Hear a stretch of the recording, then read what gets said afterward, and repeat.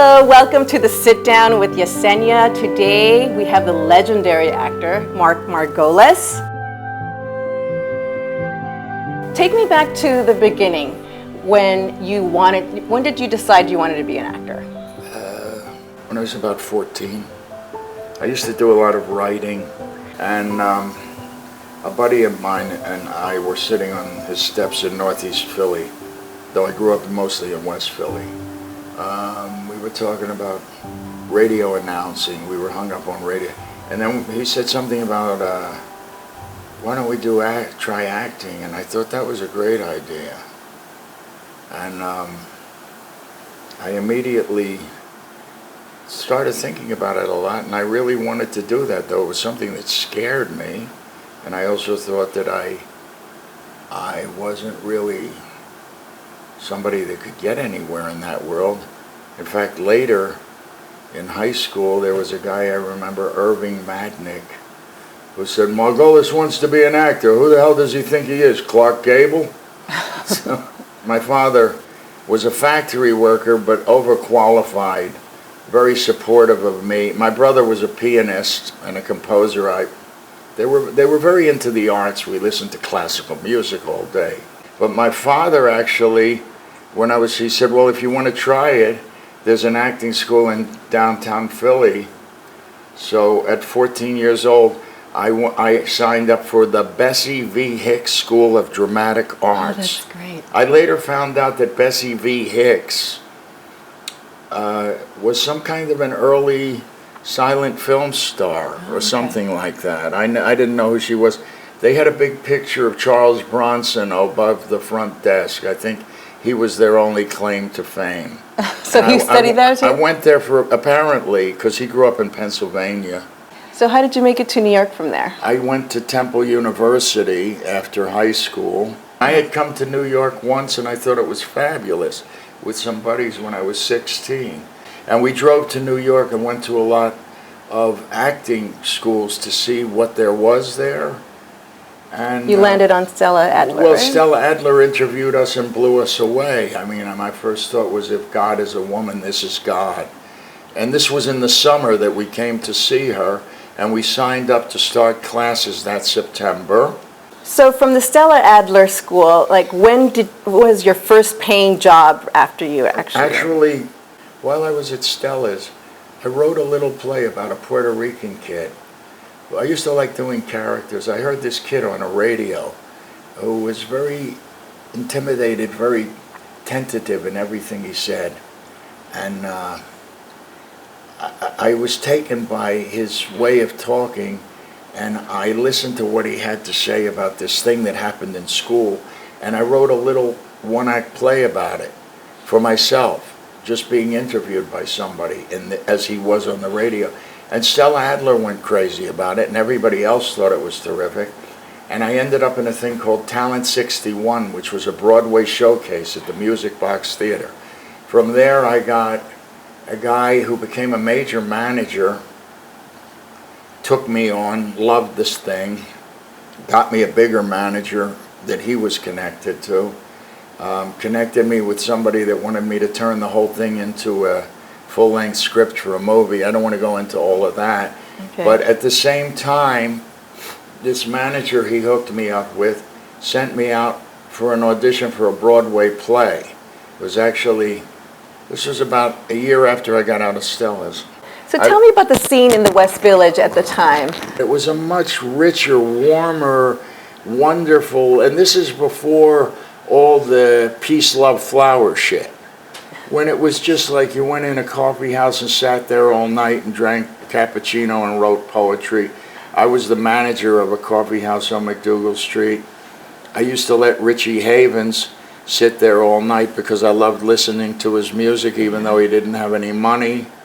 At that time was the beginning of Bob Dylan playing across the street at it was the Gaslight and places like that. But anyhow, the 60s, I got a little bit lost in the wildness of the 60s as it went on.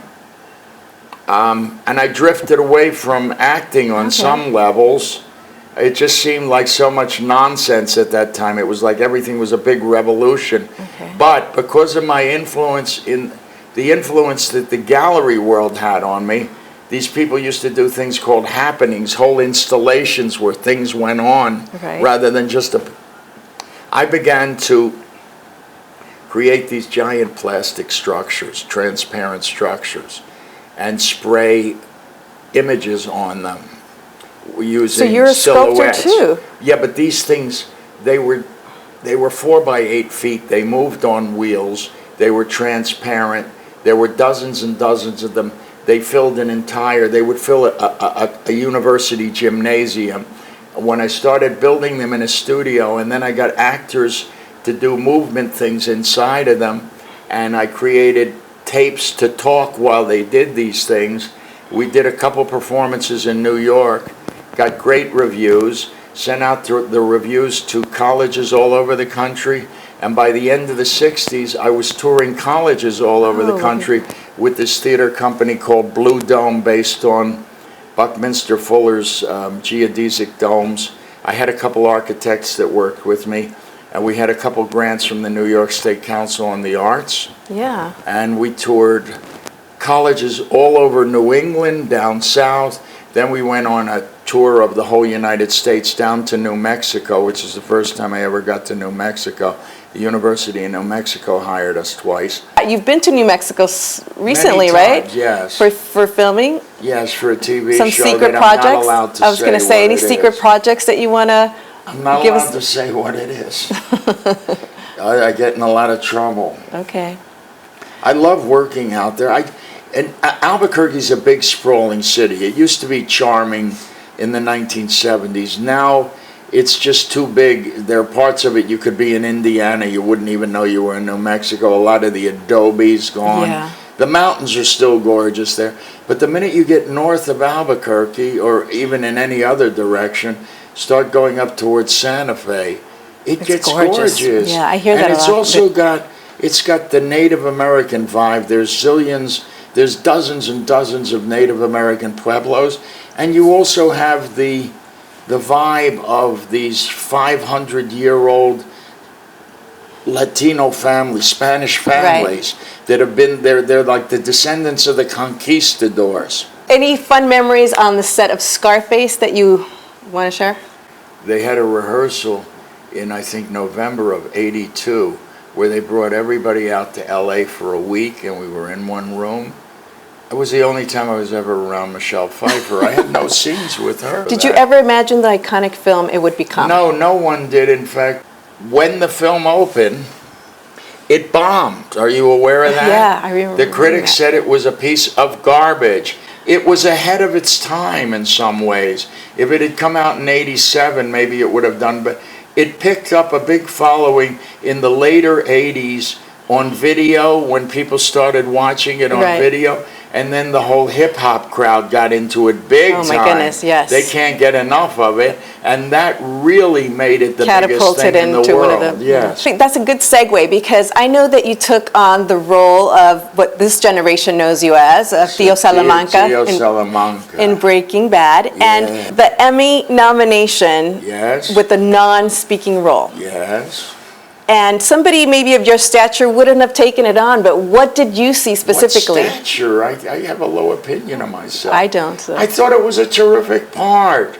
A guy who, first of all, you had in the opening thing, in that shed, in the opening scene, you had a guy who was sitting in front of a novella on television. Isn't that what? Yes, telenovelas. What you Irish people call a soap opera, a novella. We watched them growing up. So he was like catatonically posed in front of that. Two guys that are being held hostage by my nephew Tuco. Right. They're under the impression that I'm brain dead, but my brain works very well. I understand everything they're doing.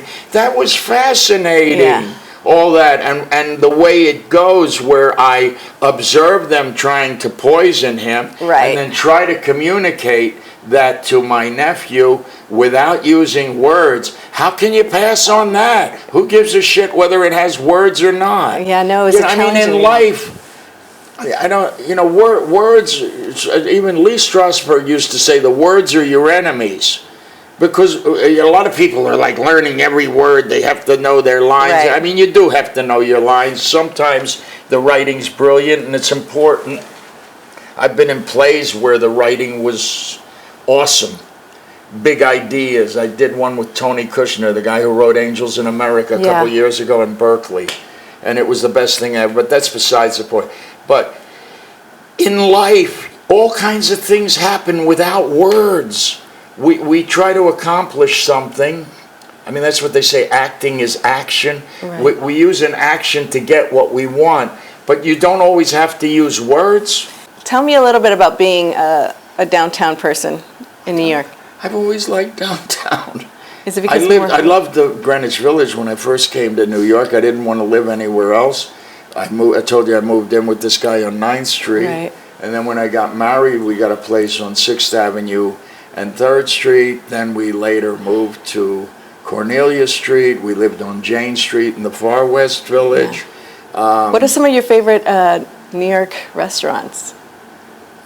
Currently, in the past, when I don't know. There's a restaurant up the street that's wonderful at Franklin and Harrison called Terra. Have you been in there? Yes, I have. It's really got great. These little dishes for $12. Yeah. And it looks cheap, and no matter how. And they have that outdoor seating now that is so nice. Yes, and they have you get 2 lamb chops and a potato for $12. My favorite burger place, which goes back 40 years, is Ken's Broom Street Bar at West Broadway in Broome. Yes. And that's very inexpensive. It's used to be $8. It's about 11.